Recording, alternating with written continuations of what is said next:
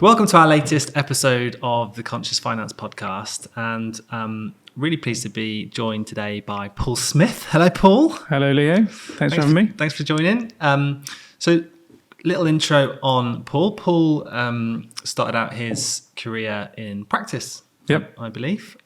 Went through ACA route, like many do. Yep.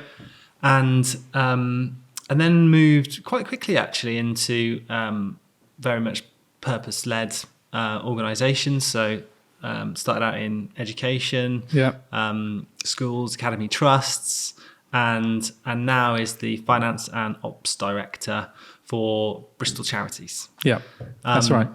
So it's great to have you on board, because I think a lot of the guests so far have come from a commerce and industry perspective, and you've sort of had, since practice, really had your whole career dedicated to good causes, which is quite inspiring, really. Yeah, a bit different. Yeah, definitely. And what do you think it is that gave you that early awakening to sort of go down that path?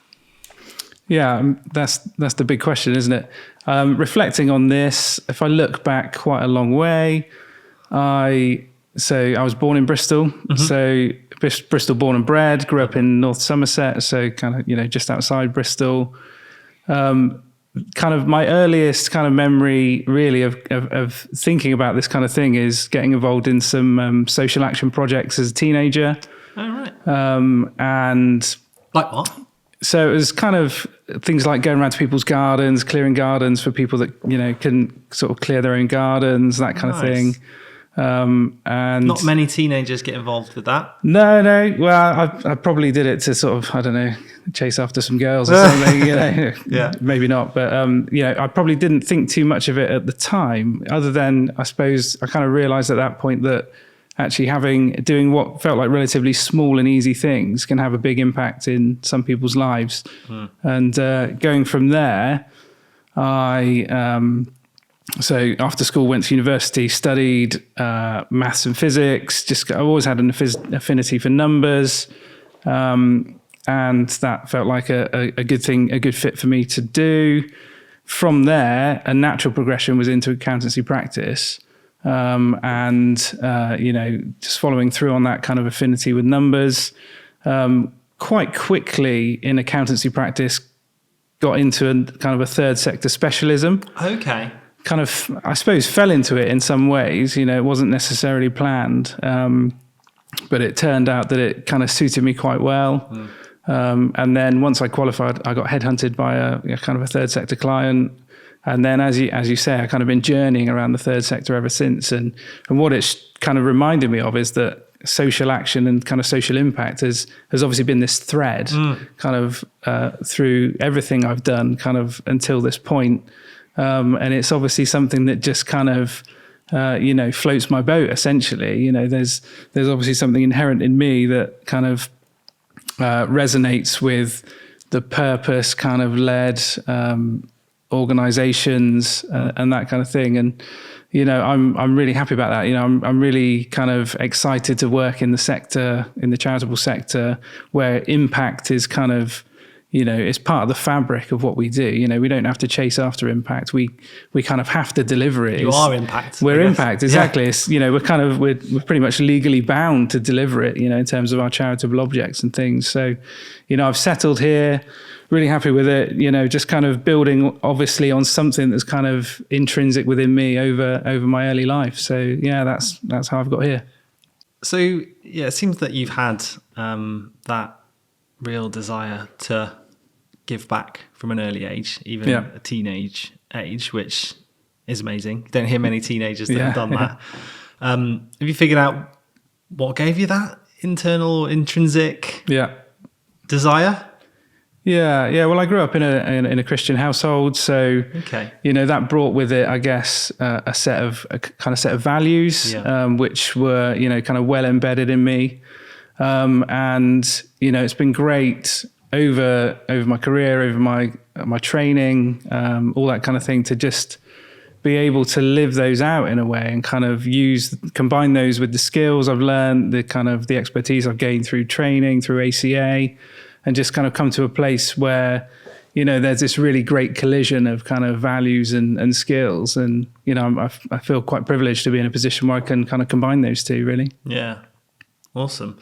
And it'd be interesting to hear how you found the transition from audit into, more of a purpose-driven world, because I listened to a podcast the other day. I listened to a few, as you might have gathered, that talked about how if you, in your working life, or even in your personal life, if you do something that transcends your own self-benefit, therefore it's purely in service of others, it has genuine benefits, not just from job fulfillment, which I'm guessing you must have, but also from health, well-being.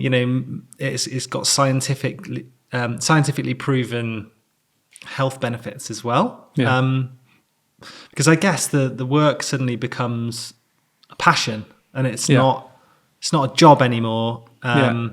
It's really sort of aligned to your values as a human, and therefore, when working in that way, your career will flourish because you're passionate about it. You're not sort of watching the clock every day.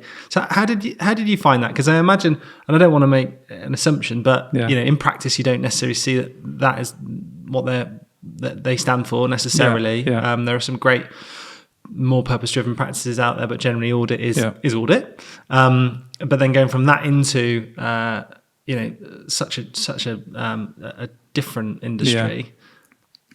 How did you find that? Yeah, well, when I was in audit, audit gives you a really great grounding. You go into organizations, you see the inner machinations of these organizations, particularly on the finance side.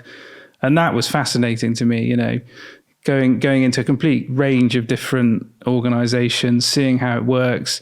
It made me think, this is probably a kind of role or a kind of organization that I could see myself working in once I've qualified. I was obviously keen to get the qualification and, see that through. But I think a lot of people would agree that there aren't many people that stick around in audit because it's fairly narrow.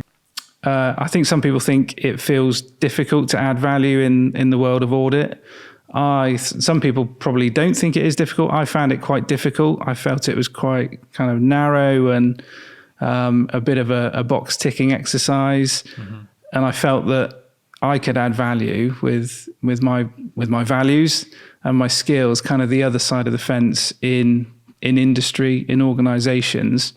And then, as I said, I kind of, towards the end of my training, I kind of fell into a third sector kind of specialism. So the way out of audit into industry was naturally for me at that point into the third sector. And I happened to get headhunted by an organization that I'd worked with. And you're right about passion.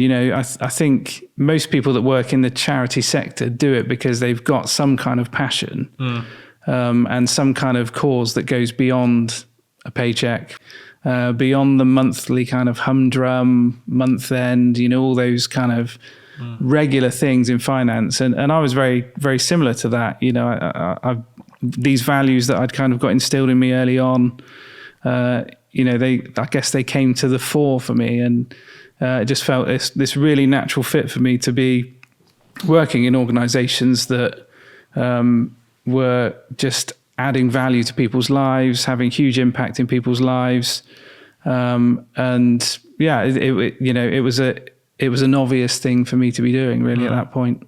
I think if you're working in a way that is aligned with your passion, whatever that might be, right? Yeah. It doesn't have to be social impact. It doesn't have to be charity. Yeah. It could be you're particularly passionate about the fashion industry or product-led world or financial services, whatever you might be passionate about. I think it's a really powerful thing when you do work in a world that is aligned with your passion, because as a result, your performance will be enhanced, your career will evolve, and you'll get open to way more opportunities than you maybe never thought you would. Yeah, that's right.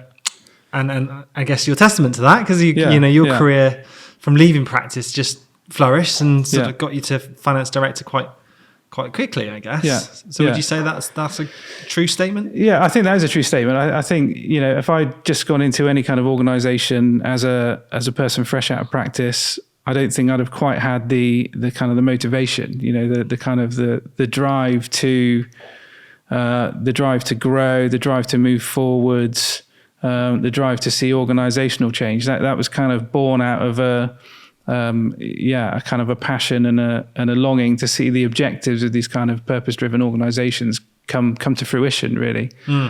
Just a real kind of setting my sights on bigger picture goals, and just moving forwards on that basis, really, and trying to take finance operations that can otherwise be quite routine, trying to take those forwards in line with the kind of the bigger picture ambitions of these purpose-driven organizations, and making positive change for people.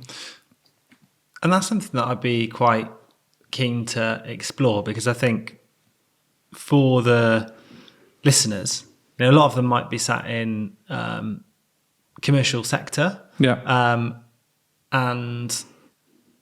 I think that a lot of the commercial sector, thankfully, are on the journey of making a difference and giving back. But you've always worked in a world which is hardwired into who you are. So there must be some learnings there, and I guess an FD in commerce might not often speak to an FD from charity. So,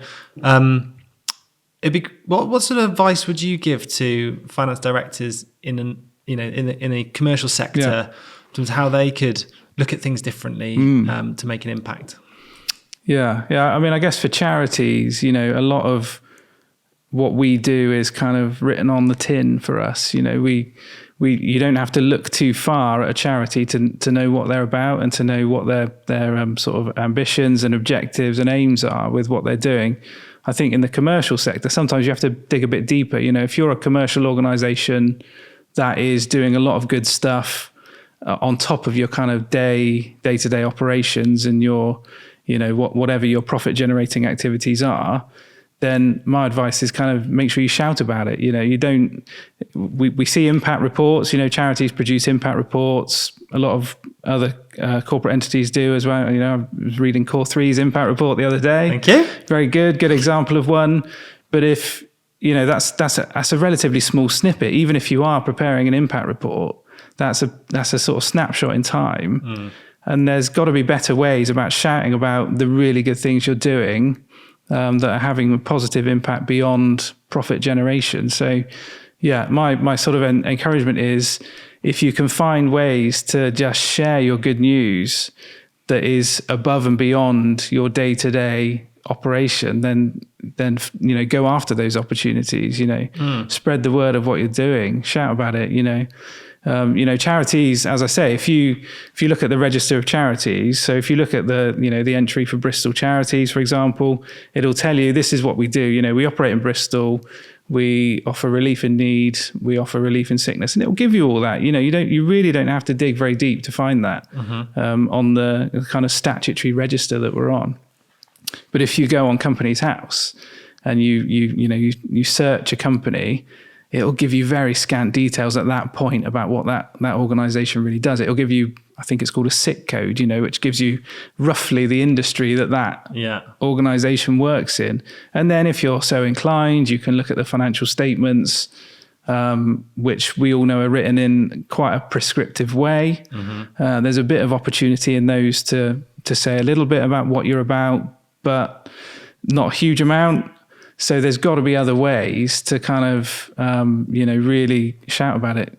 Tell people what you're doing. If you're working with charities, if your CSR is brilliant, but you're only sort of mentioning part of it in your reporting, then shout about it another way. Tell people, put it on your website. put it on your socials, do something that kind of gets people excited about what you're actually doing. Because that does then create that snowball effect, doesn't it?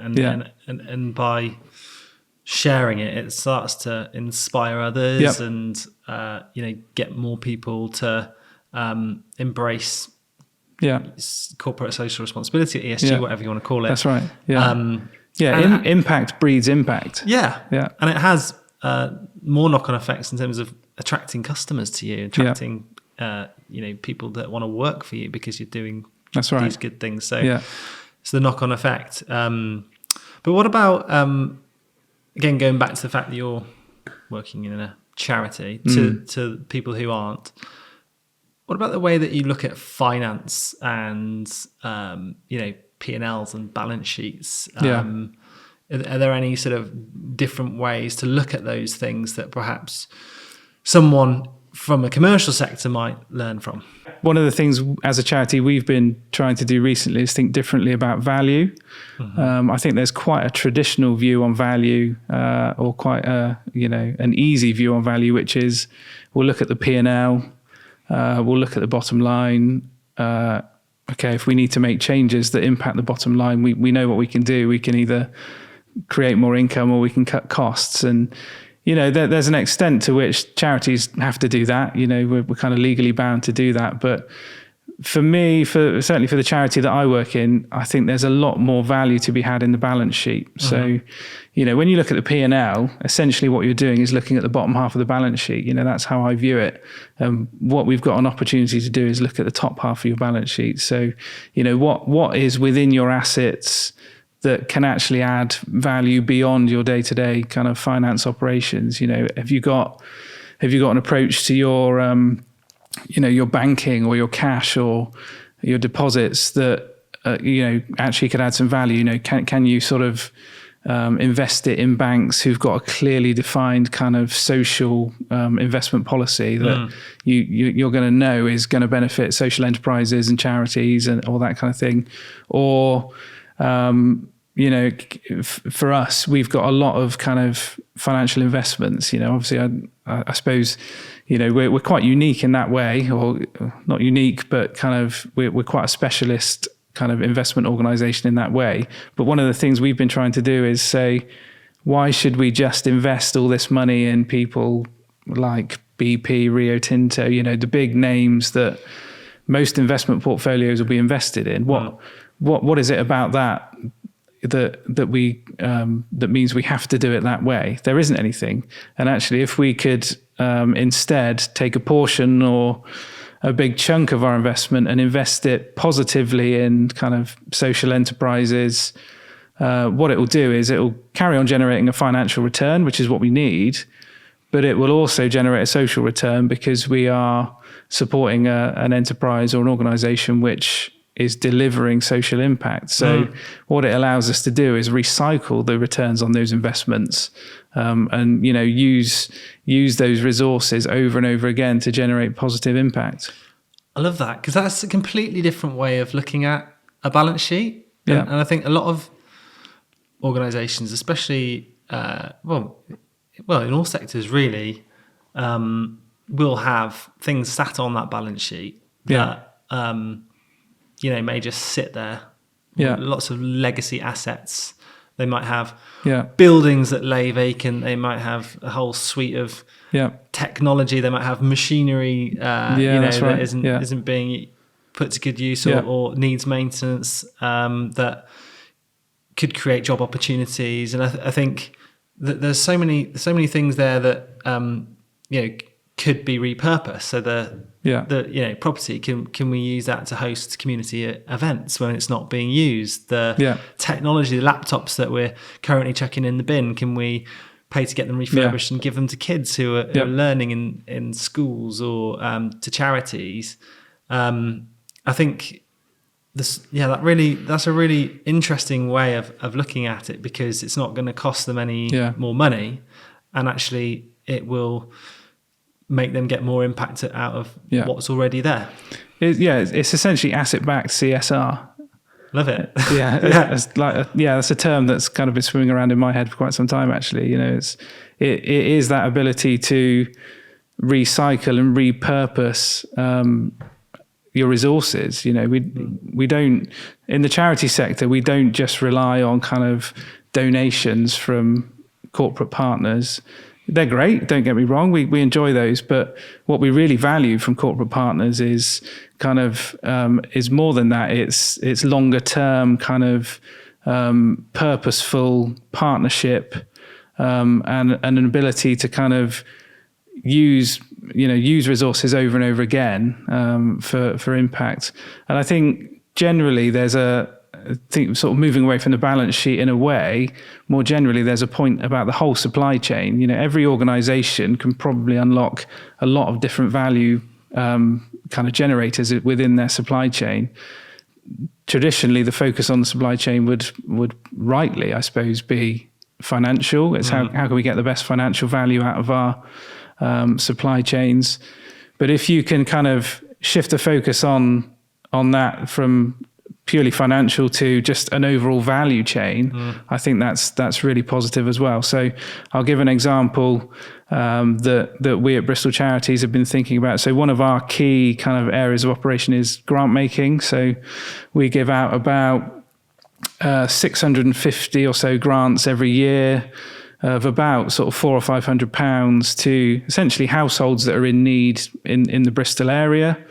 Those grants are normally in the form of white goods or flooring, furniture, that kind of things, things that people really need in their household to make a difference. And we've been thinking recently about particularly the white goods. So, our traditional model would be a grant applicant who is eligible for a grant, needs a washing machine.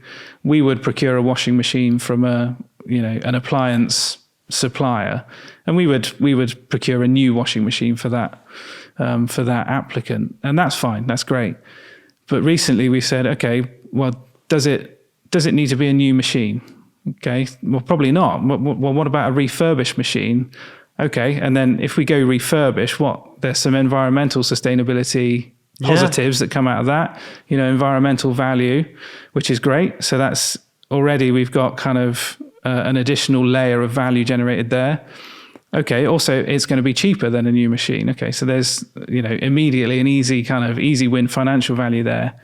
Let's take that a step further. Let's think, okay, if we're going for a refurbished machine, well, we know there are charities out there that take surplus used stock from either manufacturers or suppliers, and then they employ people at risk of unemployment to kind of refurbish those machines. Awesome. And get them back into the market. Okay, so if we used a charity like that to supply it for us, not only is it probably going to be cheaper, it's going to have the environmental kind of value and sustainability aspect to it, but it's also supporting employability.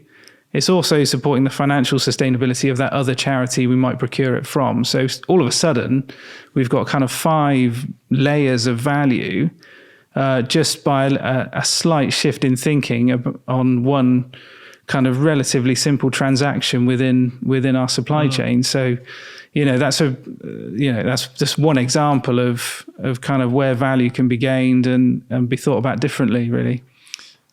I love that, because I think it's so easy as a business just to buy something quite quickly and not necessarily think about it. It's just something, right, I need a monitor. Let's go buy 10 monitors from Dell. Yes. Yeah. But the way you've described it there is all it takes really is just maybe a pause and think, okay, how can we do this from a more sustainable or social lens, which I love. And I think it's the B Corp movement, actually, when you talk about supply chain, has been quite an eye-opener for me, because we've obviously had to go through that. Yeah. And that got me thinking as well, because you don't, as part of the audit that you have to go through, you have to prove that you are not just choosing sustainable or socially responsible suppliers, but also then you're questioning them and what they're doing and what their agenda is on all things DEI and recycling and you know, all of that, which is another layer of detail that you wouldn't have thought of. And then also another question is what percentage of your supply chain is within a 50-mile radius of Bristol? It's like, okay, so now you think like local economy, how are you helping your community? To get really sort of gets you thinking. So I think that view is a really, really interesting one that I think hopefully will resonate with people. Yeah, I hope so. Yeah. I mean, I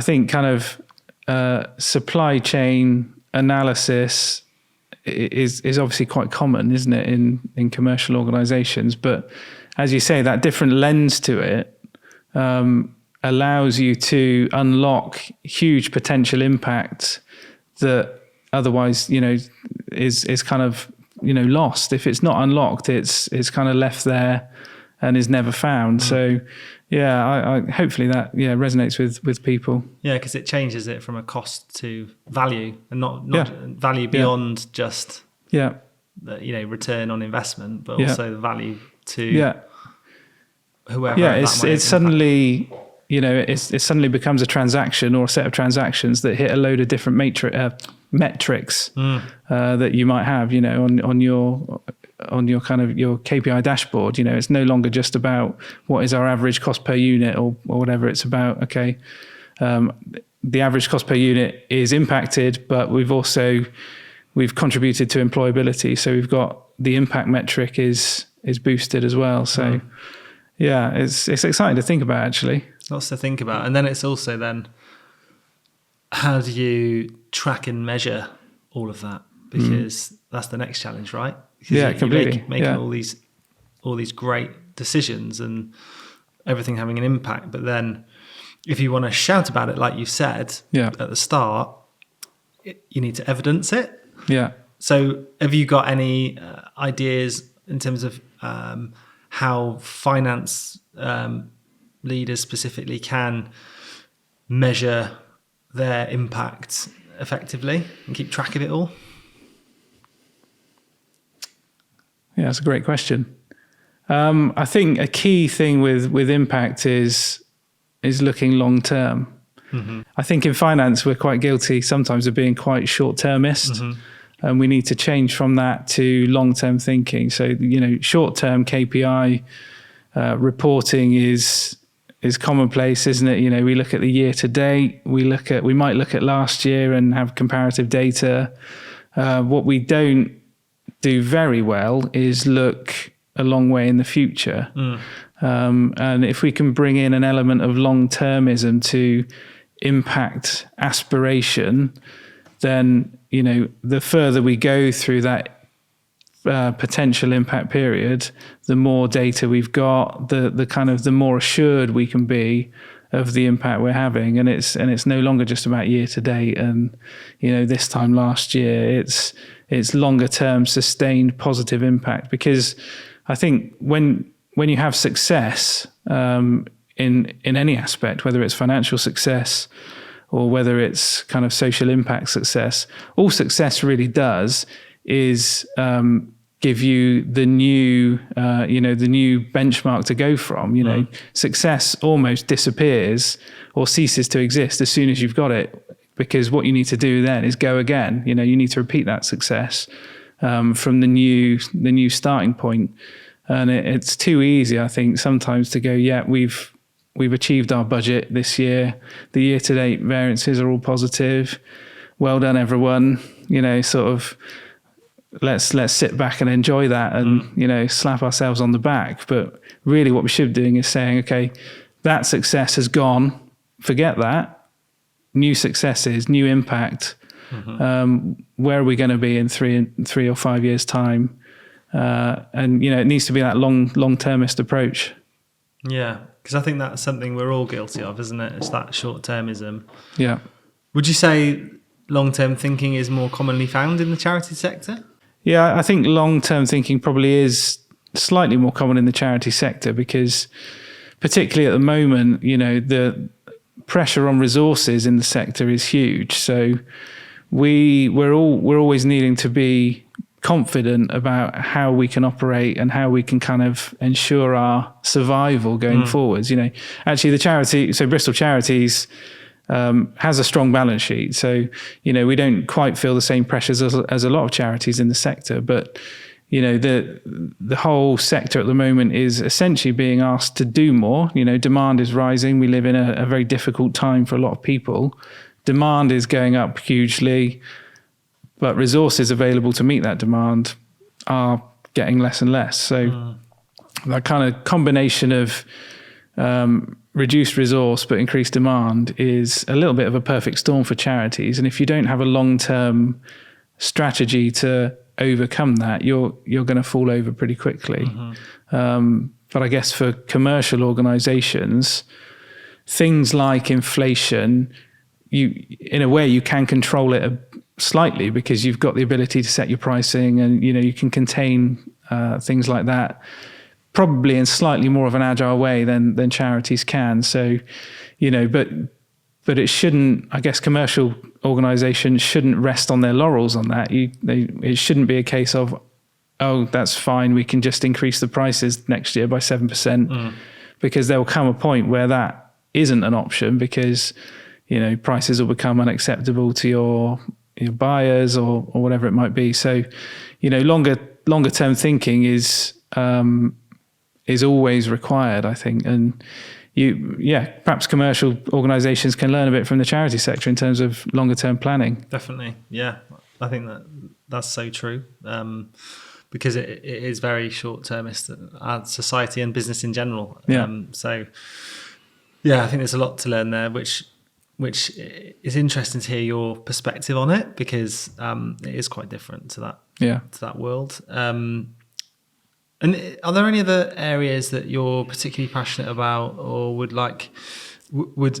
advise listeners where they can have impact, whether it's inside work or outside work, that maybe they haven't thought of?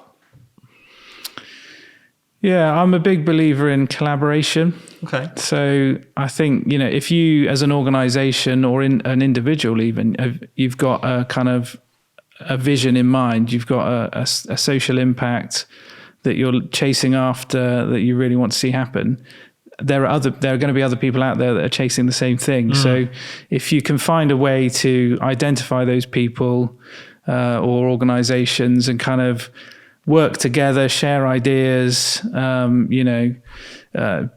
build some kind of synergy around it all, then actually the impact that you can have is obviously greater.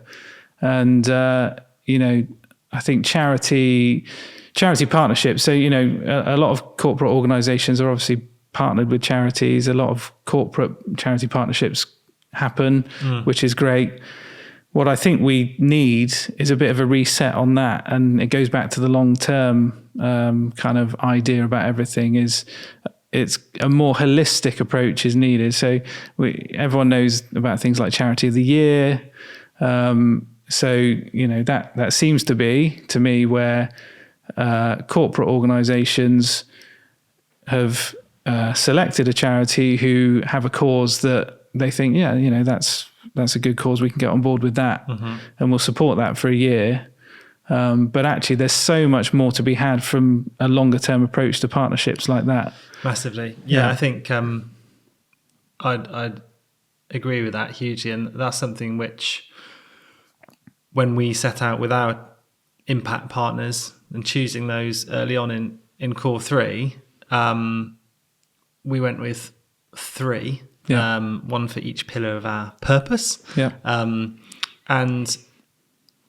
we saw that as a long-term thing, because we questioned, they have, I can't remember the name of the company, but there's a company called, I think it's called 7 or something, out in the States. They made T-shirts. I'm probably completely wrong on that. Someone will correct me. But they made T-shirts, and I think it was something like 7% of the revenue went to charities, and every 7 days they changed which charity that was, which I thought was really cool. But then I thought, okay, so but how can you really build a partnership with those organisations if it's so short term? Yeah. So for us, we saw it as a long-term thing where maybe we review them once every 2 to 3 years, where you can really build a partnership.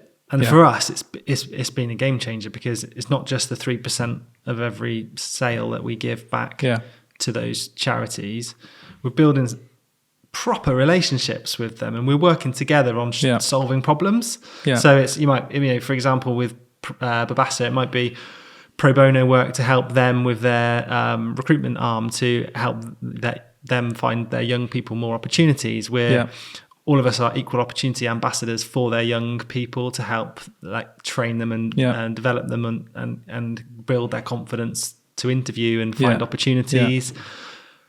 Poku and I, the CEO, did the 3 Peaks together as a fundraiser, and often meet up to share ideas. The team and their team and ours come together to collaborate on how we can help their purpose. And suddenly you're ingrained almost in that good cause, and it's not an arm's length relationship where we're just going to give 500 quid to a charity once a month. It's so much more meaningful than that. And I think that really solidifies the purpose a lot more for the business, but also for your team, because they can see it, they can feel it. It's much more tangible, and then again that snowball effect starts to happen. I'm a big believer in that collaboration side of things. And I think there's a real opportunity for partnerships like that. What charities often need is a voice. So if you're building that more holistic partnership with a charity, you've got a real opportunity to make known their cause. You've obviously got, as commercial organisations, a wide network of people that really should be hearing about what this charity do, and you've got a real opportunity to kind of essentially do PR for this charity. Make known the cause, make known the brilliant work they're doing, make known the impact it's having, and just kind of really be an advocate for them. Because I think advocacy is another thing that the charity sector kind of champions a lot. We live in a world that is quite difficult at the moment, and then there are a lot of people in the world that don't have a voice, or their voice isn't heard when it needs to be heard. And there are a lot of charities out there that are advocates for those people. And if the charity sector can kind of have a bit of help in that from other sectors, then it will really impact positively on the kind of the people that we're trying to help. Advocacy is brilliant. Society works better when we lift each other up, when we stand on one another's shoulders. That's really what we're trying to do, or what we should be trying to do in kind of in the charity sector, and also in partnerships with the commercial sector as well. There's a real opportunity to kind of bring people up out of tough situations, and put them in a place where they themselves can have onward impact as well. As I said earlier, impact breeds impact. So, we've got an impact breeding impact is inherently a longer term kind of thing. Impact today is impact tomorrow, is impact in 3 years' time. And it's kind of, it's a compound effect almost. 100%. And in the spirit of that, Bristol Charities is an amazing organisation helping disadvantaged people in the local city, where every single pound that is donated goes straight to those families, which is quite rare in charities. So for anyone listening, would you be happy if people were particularly drawn to the charity to reach out to you directly via LinkedIn? Or absolutely. I'd be more than happy. As you say, we're quite different in the world of charities, in that if you give a donation to us, a little bit of it will go on overheads. We have to sort of service the functions of the charity, but the rest of it will go. If you tell us that's what you want us to do, the rest of it will go straight into a household or a family in need. And these generally, a lot of our kind of grant recipients are perhaps first movers into social housing, that they might have been homeless. So actually we're potentially taking people off the streets, helping them kind of furnish their first home. We might be putting flooring in. They might have children, in a home that otherwise would have concrete floors. More importantly, we might be, for example, putting in a cooker for them. So, you can kind of easily see that a family without a cooker is going to struggle on quite a lot of different levels compared to one with a cooker. A cooker or an oven can be kind of a key kind of route to start coming out of poverty and to kind of find another level. If you want to support the charity, do reach out to me directly. I happily get in contact with you.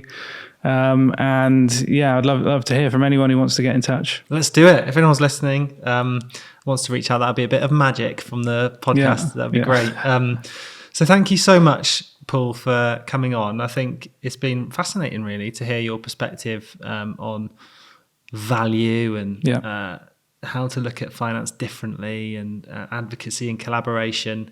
Hopefully some really good takeaways there for the listeners, and hopefully we'll see you again soon. Yeah, great. Thanks for having me on. Cheers, Paul. Enjoyed it. Cheers. So thanks for listening to the Conscious Finance podcast. It's really appreciated, and if you can help us increase our impact and inspire others, it would be much appreciated. All we ask is just subscribe to the podcast, give us a like or drop us a comment. It really does help get the word out there and expand our reach, and hopefully inspire others to drive their impact further. Thank you.